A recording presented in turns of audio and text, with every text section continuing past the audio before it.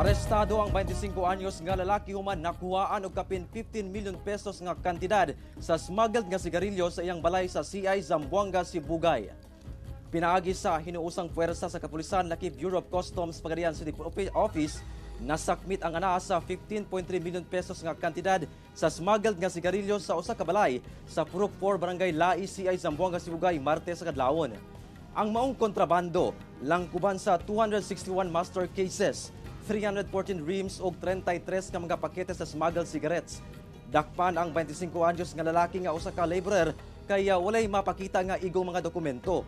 Balog karon ang maong suspect sa Siay Municipal Police Station nga posibleng mag-atubang og kasong may kalabutan sa anti-smuggling. Wala pa kini miluwat og payag. Matud sa Police Regional Office 9, ginaimbestigahan pa nila kung kinsang tag-iya sa mga smuggled nga sigarilyo, lakip mga ubang negosyante nga may kalambigitan niini.